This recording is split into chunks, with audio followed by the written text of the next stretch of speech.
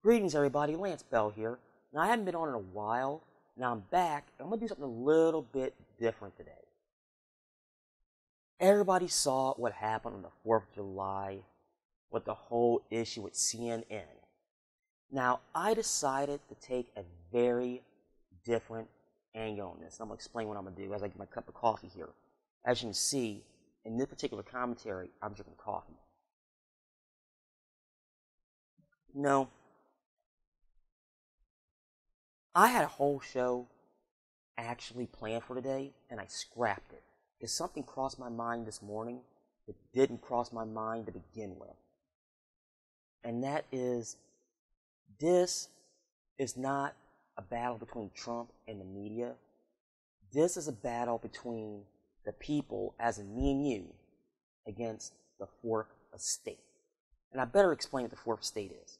The Fourth Estate, as I look at my computer here, according to Wikipedia, it says the Fourth Estate or Fourth Power is a segment of society that wields an indirect but significant influence on society, even though it is not formally recognized part of the political system.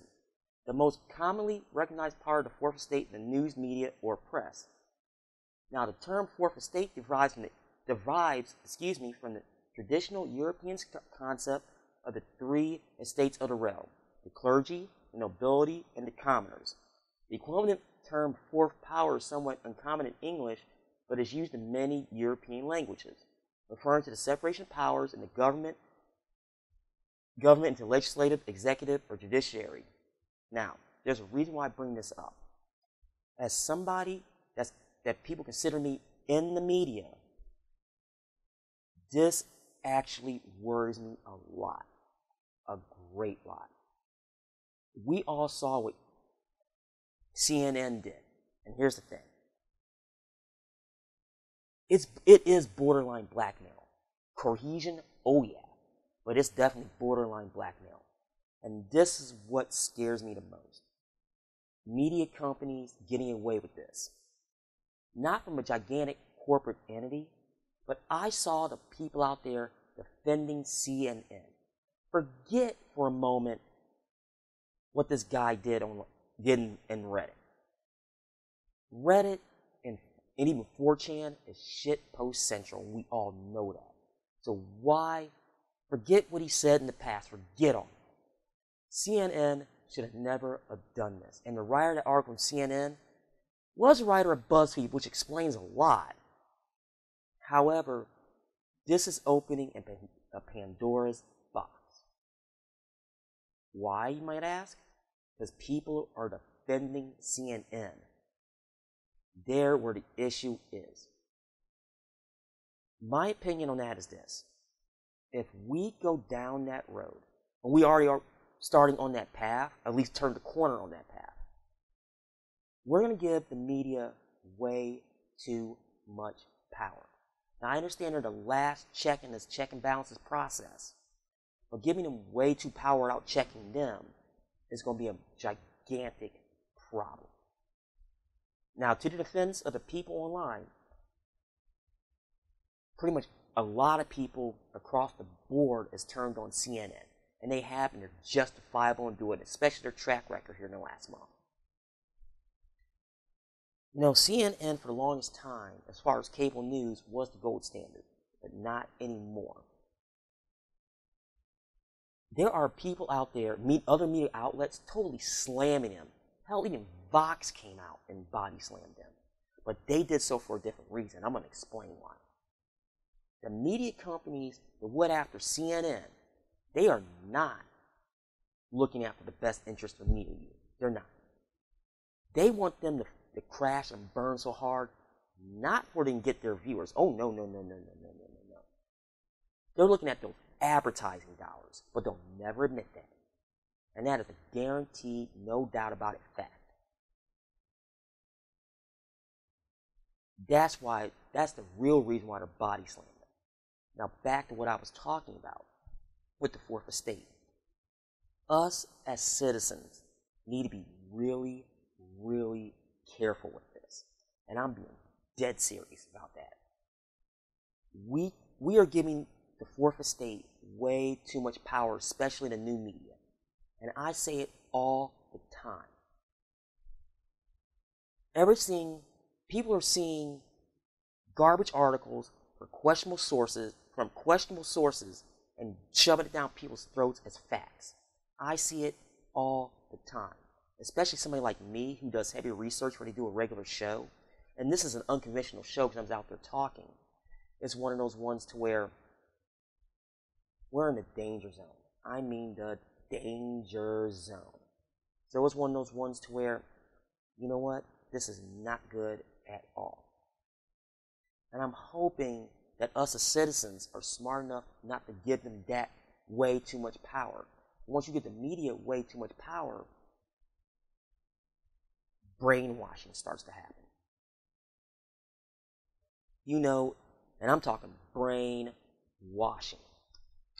Now, we all saw the video, hope we saw the video, that I think it was either MSNBC or CNNBC, I can't remember which one it was, saying that they control what we think. You know, as I light a cigar here, this is one of the cigar days.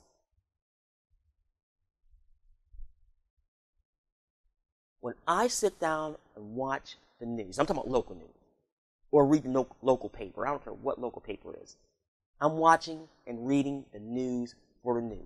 Give it to me straight up, no BS, you know, no opinions. If I want an opinion, I'll go read the editorials out of the newspaper and watch an opinionated show.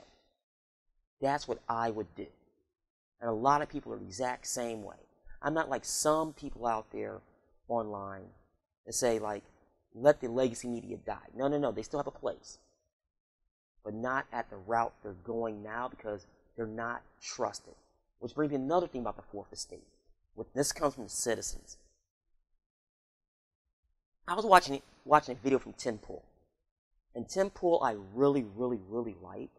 And I wish I can get to his level. But I will say this. He was in New York at the protest. The anti-Trump protest. And he was talking to people there.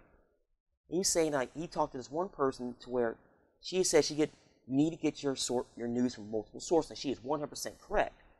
So I'm talking to some people online, a couple of forums I'm in. So I asked them the exact same question. Well, the first question was, where do you get your news from? They said they get it from multiple sources. I was like, okay, great. And I asked them, what main sources do you really get them from?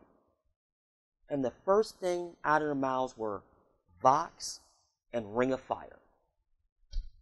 Really? You want to get alternate news sources? That's great. But you're going after two of the most partisan sites out there? Give me a break. Now, I understand their personal biases, things like that. I totally get that. However, this comes back to what I talk about with the said fourth estate. You're giving them too much power, too much leeway, and that can have really, really, really bad ramifications down the road. It really will. As an example, you look at some of the biggest online names out there. That's a lot of people watch entertainment, a lot of watch it for information also. They shoot you straight, for the most part. They do have some bias, I'm not going to lie, but keep in mind something. They're there to entertain you.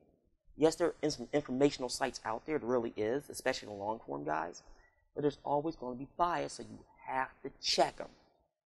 I'm not saying troll them, but check them.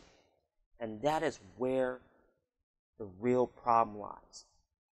You're going to get, at this base, especially what CNN did, you're going to have these large companies have an online presence. And I'm not even talking about CNN. No, not CNN, NBC, or CNNBC, Fox, nobody like that. I'm talking about people like these large online media sites. Like the Breitbart, Blue Nation Review, that's one first one popped in my head.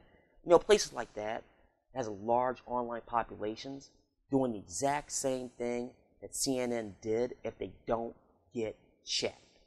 And that is a big thing. Now, I can go on a tangent about people, they're so partisan that they don't care anyway, because a lot of them don't. Because it fits their narrative. But this is something I want to discuss. I'm going to post this everywhere that I possibly can. So if you watch it on whatever platform, tell me in the comments below what you think. Am I right on this? Is the fourth estate the bigger threat than the media, than the government? Because the way they're acting right now, especially what happened this week, please let me know. Well, folks, this is Lance Bell of TRD Politics. I thank you for watching, and always, always, always be careful and remember, Theodore Rue.